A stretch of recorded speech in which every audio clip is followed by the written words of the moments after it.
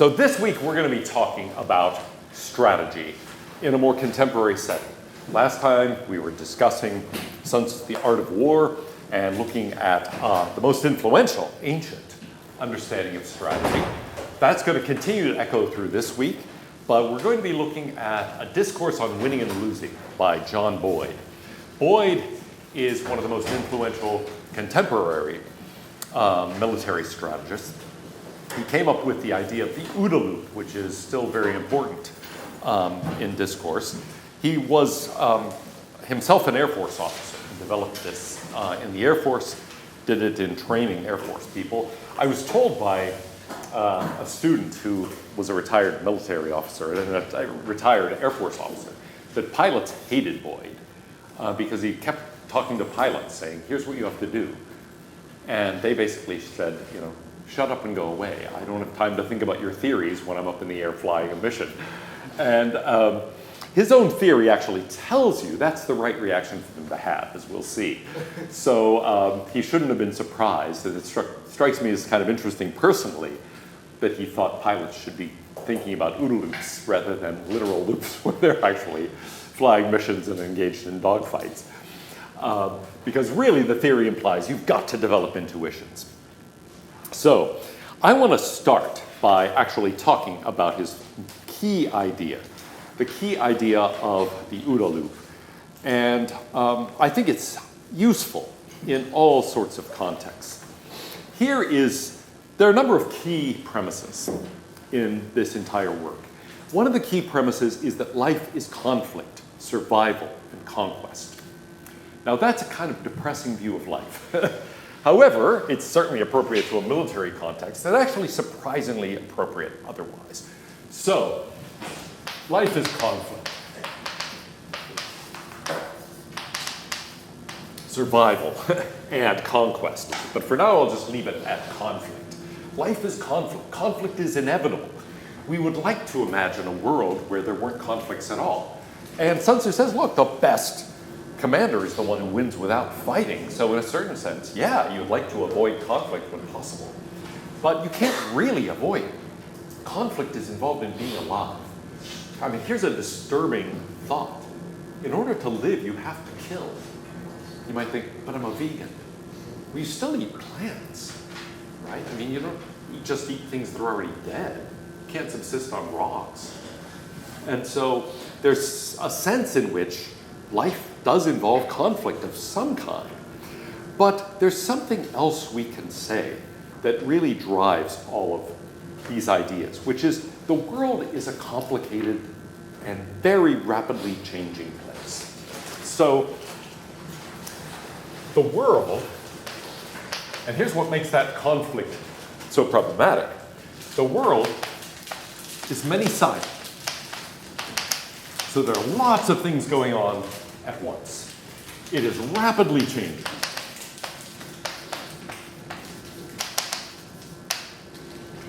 It is largely unpredictable. Unforeseen change is something we have to learn to adapt to. So in order to live, we have to think about conflict, and we have to do that in a world that is many-faceted, has lots of different dimensions going on at once. It's changing very quickly in ways that are unpredictable to us. So that tells us something about how we respond, what kinds of principles we have to live by, what kinds of principles we have to engage in conflict by. But more generally, I think there's an underlying ethic here. Ethics has to recognize this. And so to the extent that somebody says, well, just follow the following rules, Boyd's going to think, that's not going to work. Okay? You're going to have to change very quickly in response to changing circumstances. Now, if that's true, what's really essential? What are the most important qualities you can have in dealing with conflict in a many-sided, rapidly changing and unpredictable world? What do you want to be like? Flexible. Flexible, good. So that says, look, flexibility is going to have to be very important. You've got to be flexible. You've got to respond to these changing circumstances. What else is really going to matter? Yeah? Being anti-fragile. Being anti-fragile, that's right. You want to actually not only not be destroyed by change and unforeseen events, you want to grow stronger as a result of them. And that's something that is going to be vital here. If the world is rapidly changing in unpredictable ways, you're going to be encountering black swans all over the place. In fact, life is really driven mostly by these black swans that are coming at you fast. And so how do you deal with that? Well, you have to find a way not only not to be destroyed by them, but ideally to conquer as a result of them. So hence the survival and conquest. You want to survive and be robust, but you want more than that. You want to actually win in response to them. Yeah? You need to be open to change, so you can't be like, oh, we have to do it this way, it's next way. Good, you have to be open to change. So that's connected to flexibility, but it does mean something else. You have to think, yeah, I've got to be on the lookout for new information, for new ways of doing things, new approaches, new ways of thinking. You've got to be open to change. And there's one other really, really important thing you're going to have to be good at. Adapt. Say it again. Adaptation. Adaptation? Well, that's true. You're going to have to adapt. That's connected to flexibility. But you might say, look, it's more than just adaptive or being flexible in response to things. You've really got to adapt. The circumstances can change radically in ways that make you not just, as it were, bend to the prevailing wind, but realize, the winds have changed and I have to undertake a different course of action. So you've got to not only be flexible in a sense, but also adapt to the new, different circumstance. Yeah? Be proactive about the adaptability. Ooh, good. You have to be proactive. You have to be somebody who is actually going to, let's see, I've been writing nouns, mostly. But yeah, you've got to actually seize the initiative. If you sit back and wait, it's going to go by too fast.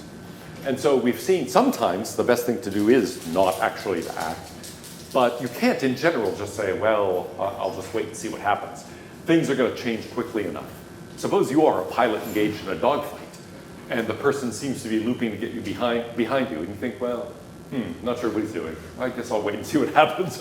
That's very dangerous. So if life is a conflict and the situation is rapidly changing, you've got to keep up with it. Yeah? I was going to say independent, but I think that fits in with proactive. You've got to be independent? Right. You said? Yeah. That is going to be important. You have to yourself be independent, and you're going to have to, let me try to put a noun again, and you're going to have to be willing to take responsibility on your own. The more, this is something that emerges later in the work, the more centralized a structure is, the more cumbersome it's going to be, the harder it will be to adapt to change. Whereas an individual person can adapt quickly. Suppose you've got an individual pilot in the air, and things change quickly. That pilot can respond to the changes very quickly.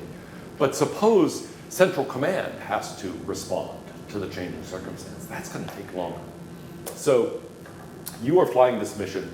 You're up against a certain number of enemy fighters. All of a sudden, another large contingent of enemy fighters arrives on the scene. You're going to immediately respond to that change. But if you radio it back to headquarters and say, look, we need to revise the mission, all of a sudden we're badly outnumbered, it's going to take them time to come up with a new plan. And so you can respond acting independently on the scene much more quickly.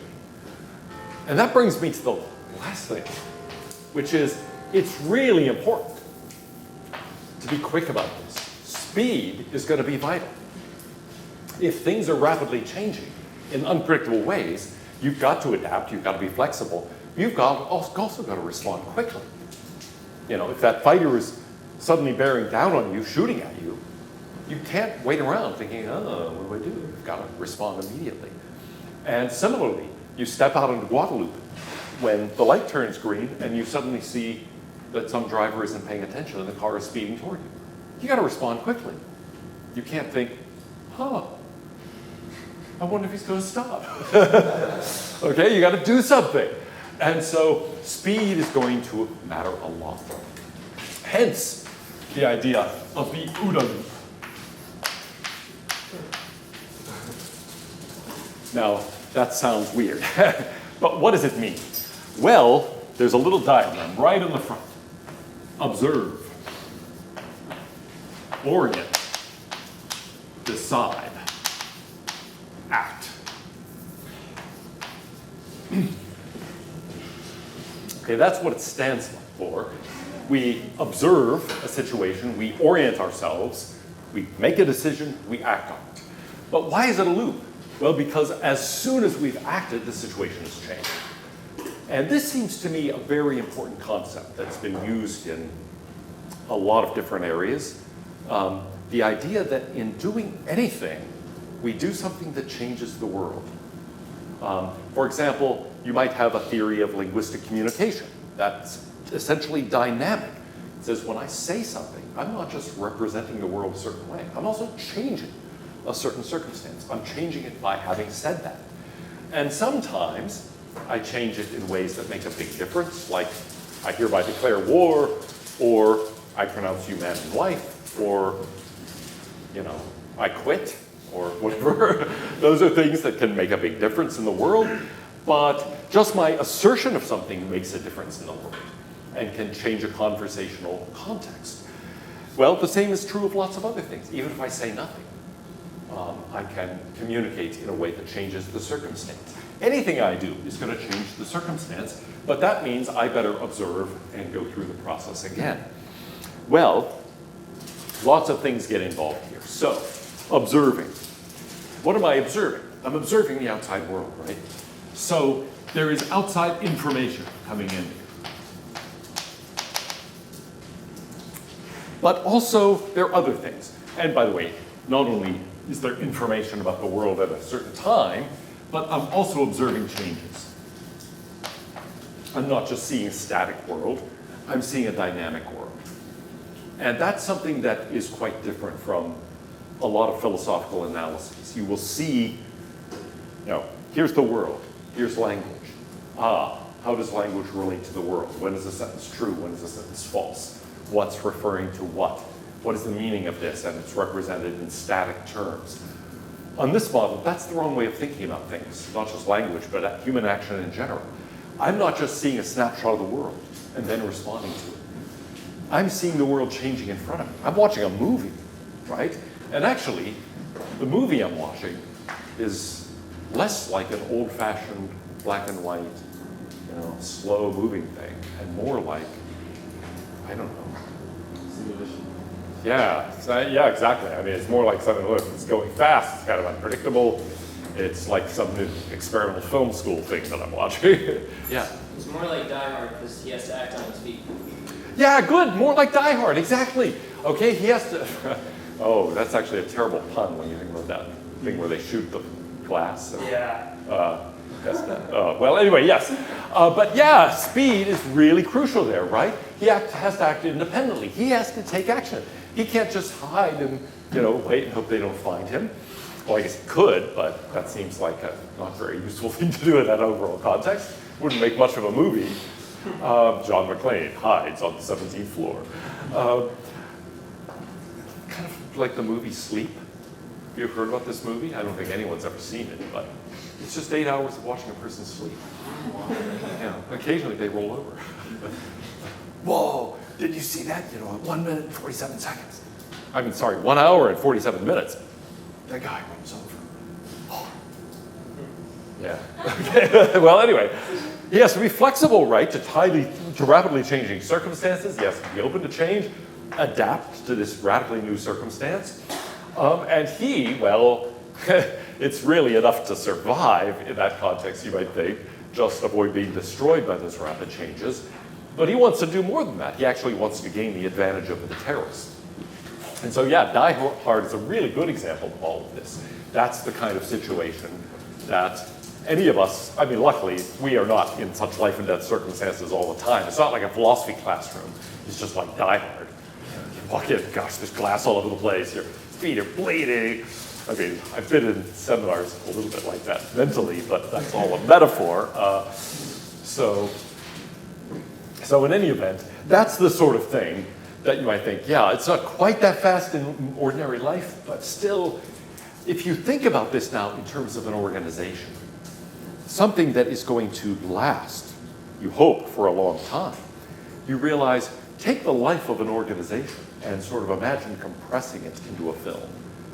Things do change rapidly. From that point of view, it might be that it takes a few years for a new product line to develop and so on. It's not like it happens minute by minute.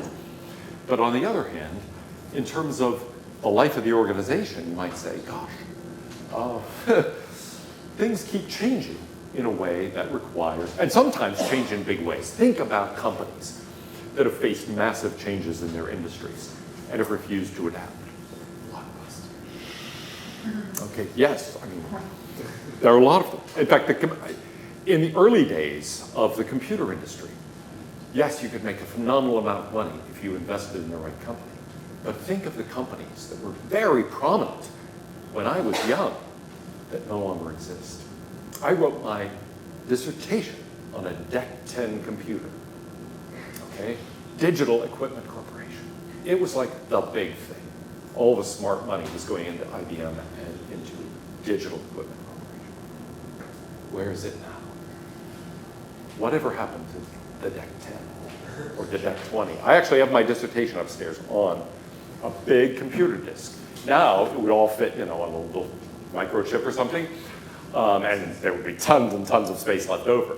In this case, it took a tape this big, and I still have it at the top of my filing cabinet.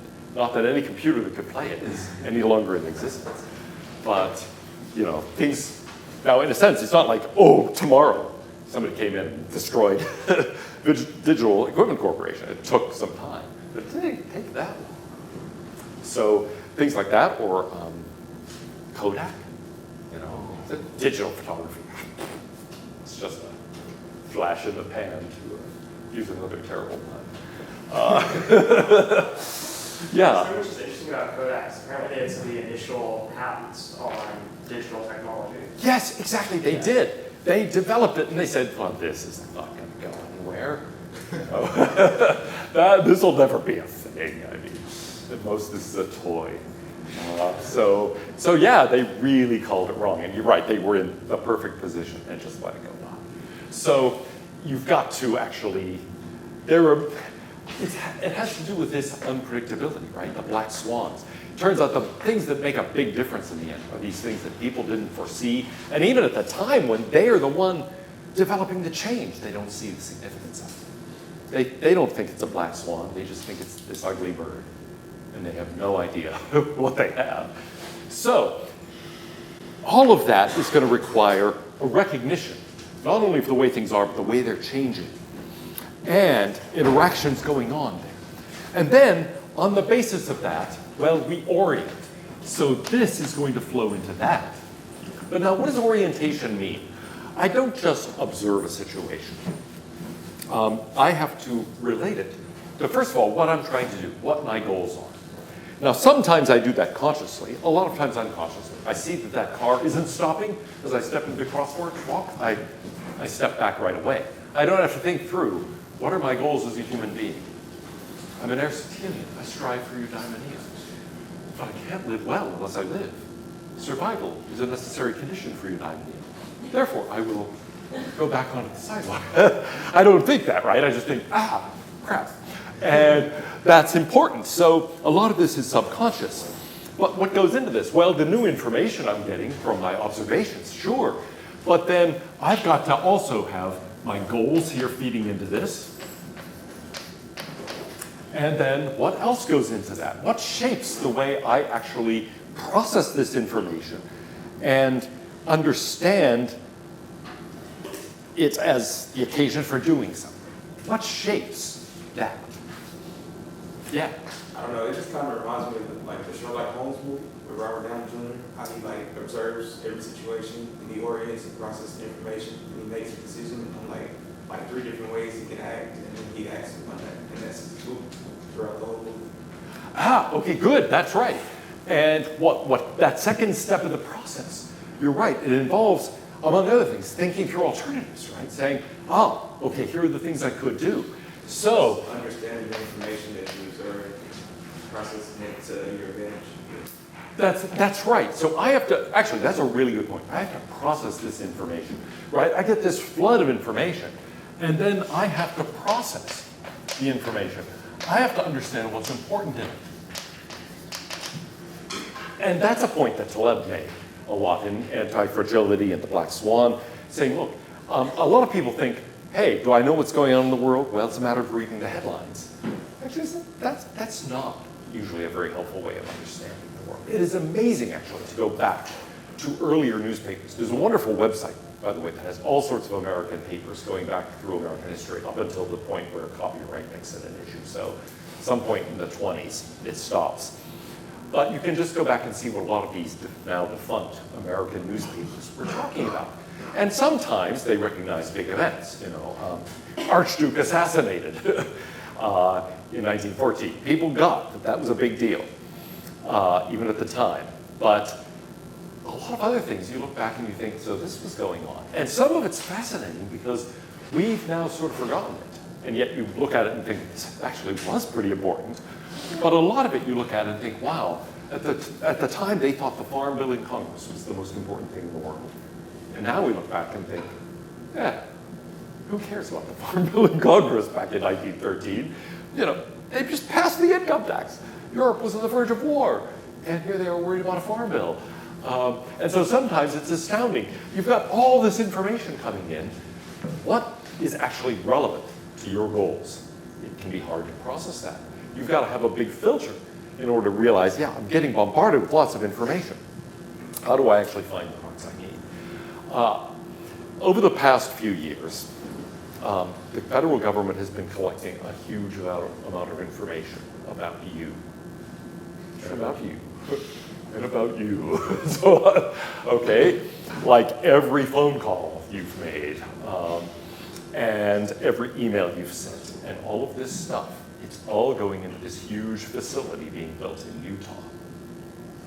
And you think, wait a minute, out in the Utah desert is this giant, actually I just heard they're cutting off funding and abandoning this effort. Is it because they're aware that this is a massive violation of Americans' privacy? I would like to think so. Where are they getting that money for this? But actually, it's mostly because, We're already running deficits, so. well, right, it's very expensive, but also, it creates a massive problem with this, right? You end up saying, yes, we've got square mile after square mile of records of electronic communications among all Americans.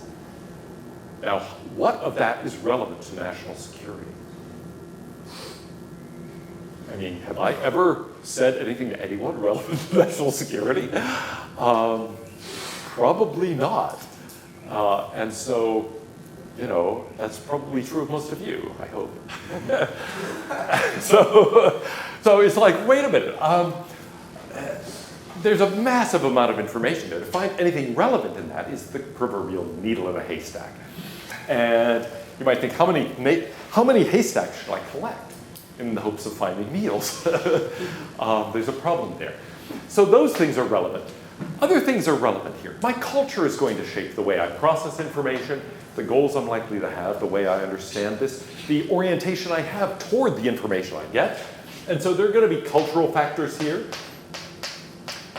There are going to be certain genetic factors.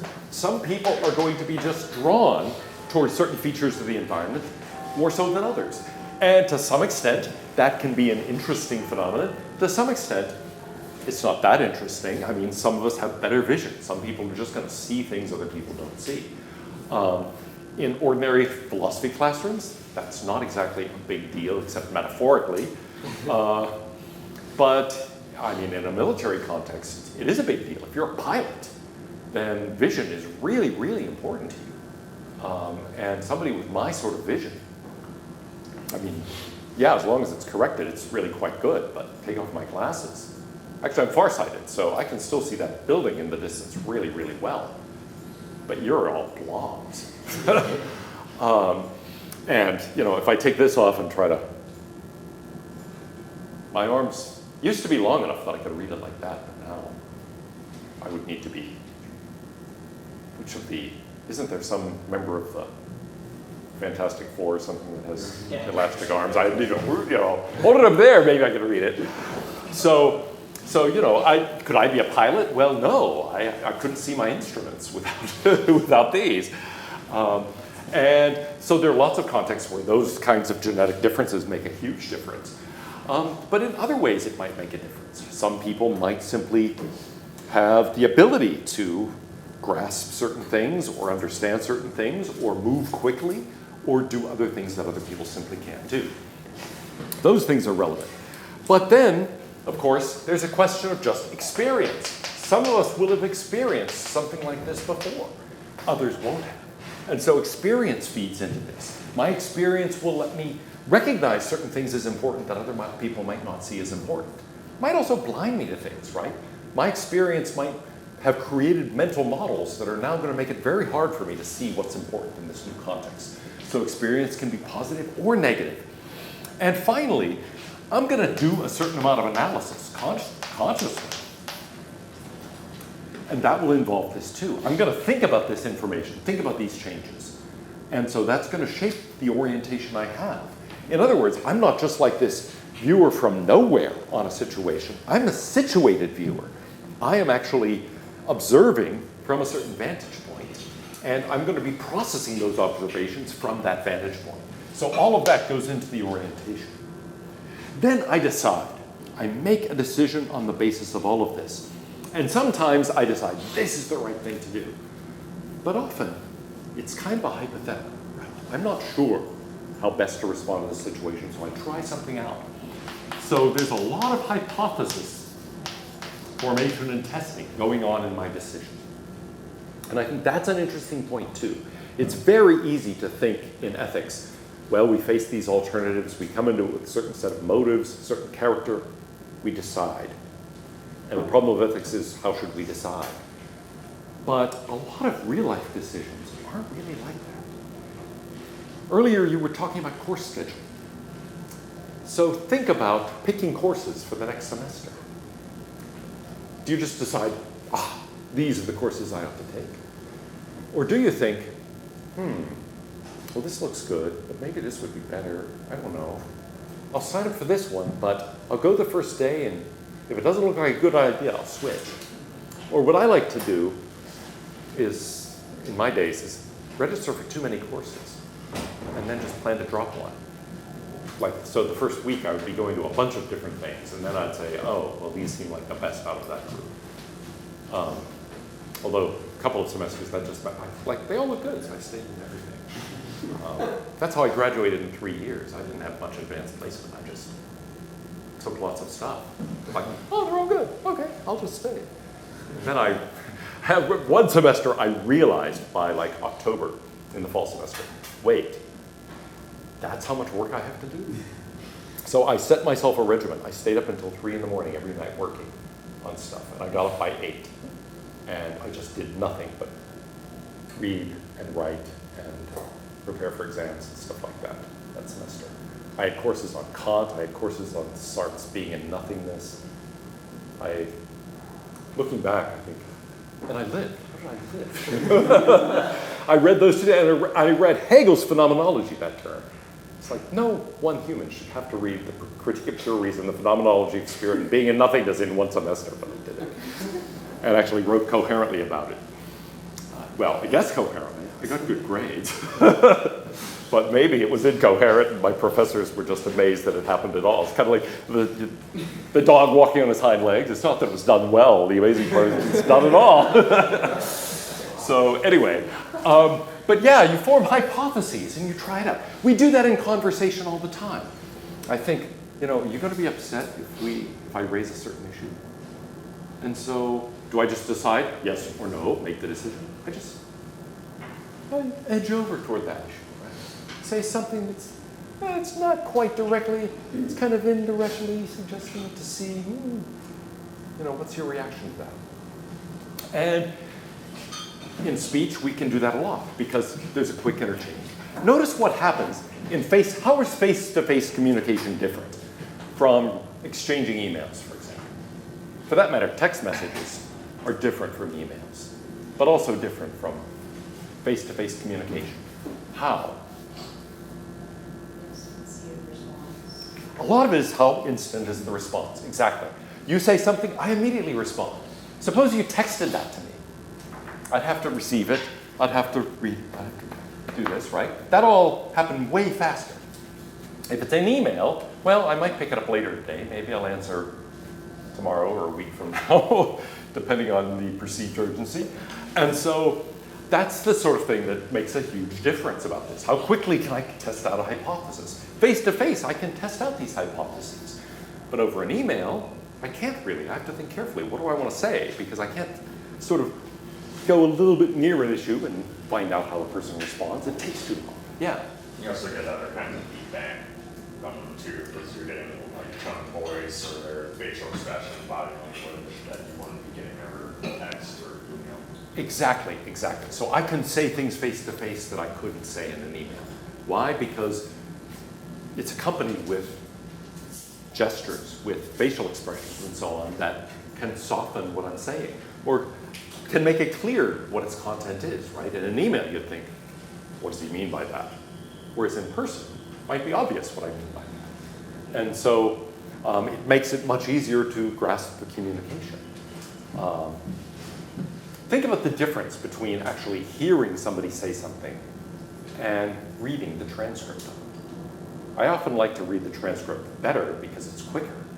But on the other hand, there's all sorts of stuff that's lost in the transcript that is there in the person's actual communication because you're seeing their face, you're seeing their hand gestures. All of that is conveying some information to you. It's conveying an emotional tone, right, that's missing from the rest. And it's letting you, in particular, formulate all sorts of hypotheses. The speaker formulating hypotheses about how the listeners will respond, and the listeners forming hypotheses about what the speaker really means, and so forth. It's interesting that when I've been involved in doing online courses. I did Ideas of the 20th Century for, well, so far a total of 50,000 people signed up for that.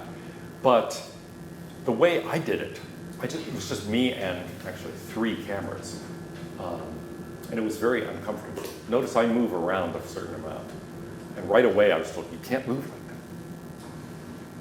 Just, there's your mark, stand there. And I can't. Well, I learned to do it. Actually, what I had to do is put one foot slightly in front of the other.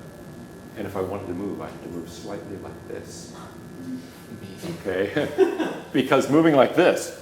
Now, there were people operating the cameras. Why they couldn't go like that? I mean, you know, I've seen movies. People move in movies. I realize they have marks they go to in some key scenes and so on. But people move. I mean, it's not like Bruce Willis in Die Hard just, you know, got me there? Okay, now. Got me there? Okay. You know, I mean, you see him move, right? And so I thought, well, come on, what are you paying these people for? They can do this, you know, come on. But no, I had to stay on the mark. Well, anyway. Notice here I move around and there's not even a person with a camera and it works. It's not like the camera breaks. So anyway, I don't get it. But it was very awkward because I didn't have anybody to talk to, right? I had no facial expressions. Now, when they do online courses, like the Intro Psych course and the Intro Government course, they actually have 25 students in the room. So the professor can be talking to real human beings. And it does change it. It would make it, I would think, a lot better. I haven't done one of those, but it changes the nature of the communication. Instead of basically having a script that you're more or less reading or reciting or whatever in front of the camera, you actually have real human beings to interact with. And it totally changes things. Partly because you can formulate these hypotheses. And I often tell students, look, if you don't understand what I'm saying, let me know that. Ask questions. Or at least look really puzzled, okay? At least be like, you know, because without that, I don't know. Sometimes I look at a classroom and I have no idea whether anybody understands this or not. In this class, you all are very expressive. It hasn't been a problem. But in a logic course, sometimes it's a real problem.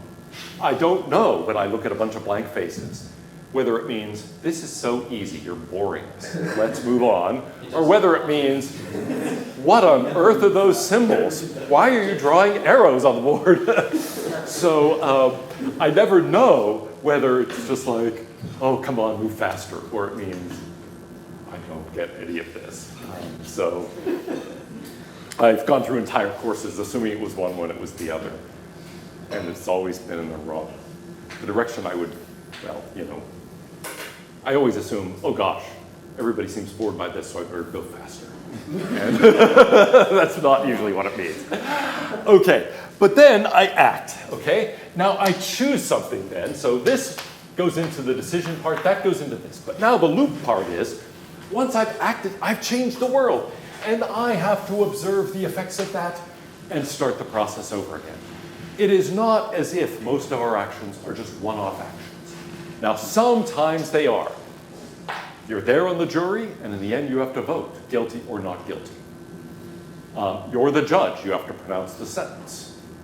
You can't really do a lot of this kind of thing. You can't say, I sentence you to 5 years in state penitentiary, and then judge your reaction and think, oh, you look sad about that. Make it 3 years and probation. No, I mean, you don't do that, but ordinary discourse is like that.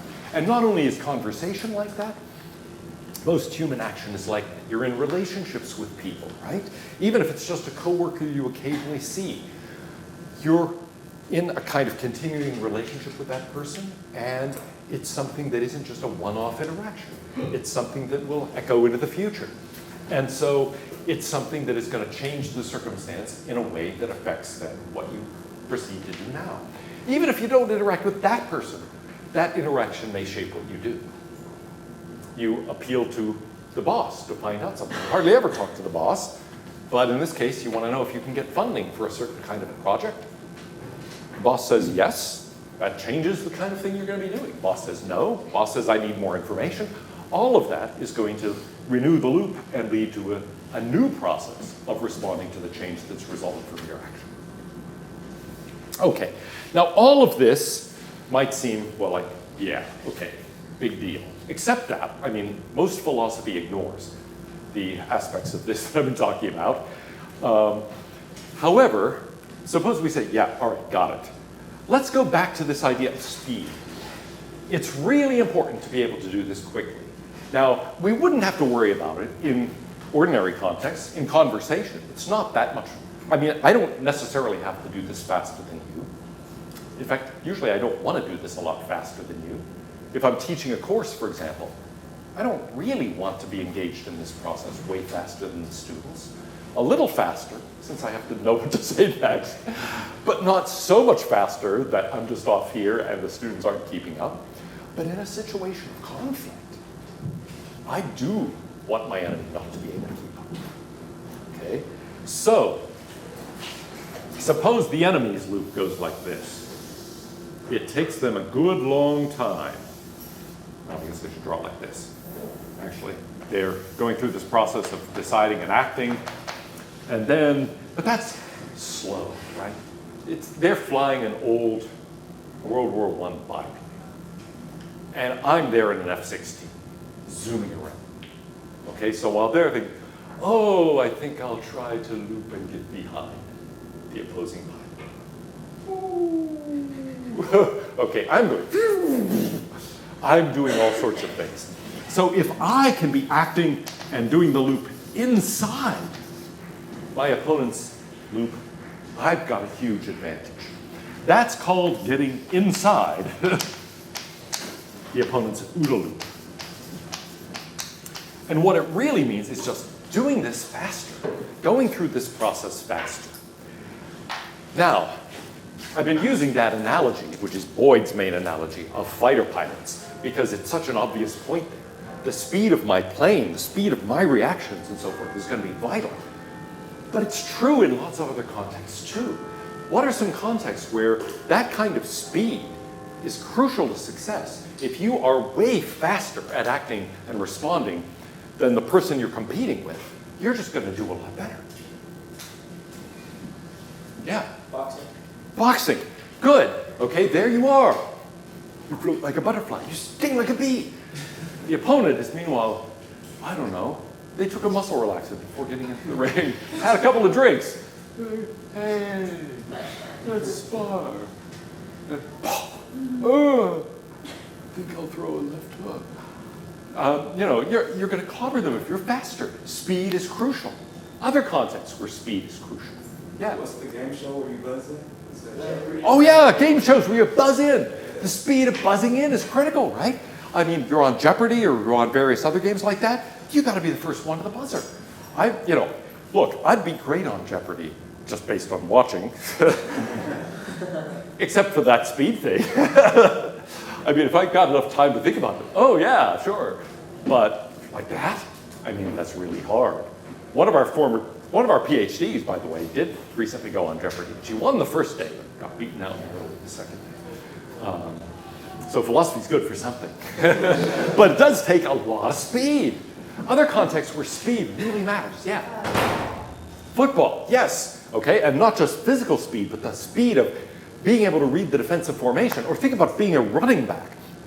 You've got to, you might be a kind of running back who says, I think I'll go straight ahead. Just do that, right? But look at the really good running backs. They're all over the place and they respond very, very quickly. Now, some of them, it's interesting because some are just incredibly fast at doing that. Others, like Le'Veon Bell, take a moment and then sort of take off. But even once they've sort of, what's the best hole, they're still judging that super fast. I mean, way faster than you or I could in that context, even though it looks like, on the instant replay, gosh, he's just standing there. Yeah, he's standing there for like a tenth of a second. That seems like a long time in this context. But then he takes off and he's responding very, very quickly. So that sort of thing is critical in those kinds of contexts. In baseball, it's something similar. Willie Stargell said the secret to batting is bat speed. It's just how quickly that bat can move from here to there. And therefore, the more time you have to process where that pitch is actually going to be and where the ball's going to be when you swing. If you have to commit the moment it's leaving the pitcher's hand, you've got to be guessing what you do. Whereas if you can move that back quickly enough, you can actually do a lot more observation and orientation before you actually act and decide where that bat needs to be. And so that's something that, in those kinds of contexts, it's really obvious that speed, and not only physical speed, but speed of decision-making is crucial. What are some non-athletic contexts where this matters? Yeah? The Ford and YSE. Good. Floor of the stock exchange, you're doing trades, right? Somebody says, 100 shares, blah, blah, blah. You got to respond very quickly. You can't think, let me feed that into my computer model and find out what happens. You've got to respond on the floor very, very quickly to things like that. Other contexts, yeah? Driving, exactly. You've got to be very, very fast at dealing with things. And there is, most of us do a lot of this subconsciously. You're just on the lookout for various dangers. But sometimes, this morning actually, I was on the highway. There was an exit lane. I was going to move over into that. Suddenly somebody roared past, a huge truck roared past me on the right, going about 75. And I because of the way the road curved, I couldn't even see him. And luckily I hadn't started moving over. I just sort of thought, yeah, put on my blinker light, check the rear, suddenly, whoosh. Dude, okay. And so you've got to be able to respond, or just be plumb lucky as I was, you be able to respond really quickly to things like that. Other contexts, yeah. What about an auction? Good, auctions. Things are happening fast. If it's an open auction, somebody bids a certain thing. Ooh, is that worth that to me or not? You've got to make these decisions very quickly. Even on eBay, it's not quite as quick as the in-person thing, but still it's pretty quick. And so it's very easy to win or lose such an auction, or to end up, sometimes you win and you realize, wait, it gets competitive, and so you just, wait, I'm paying $155 for that book?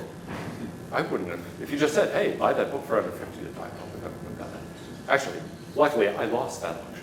I didn't actually win that one. And what would I have done with that book anyway? It was cool. It was first edition, 1835. But I got a replica for $15. So I'm kind of glad I lost that auction. But anyway, it forces you to make very rapid decisions, and sometimes not altogether wise ones. What are some other more common contexts that you encounter? Yeah. Negotiation. Good, a negotiation. You've got to be able to respond to the other person's proposal. And you want to be able to respond usually fairly quickly, especially if other people are potential buyers, for example, for this. It's not quite an auction situation, but let's say you're buying a house. You make a certain proposal. You say, I'll offer you this amount of money. The seller comes back and says, no, I want at least this much. Now what do?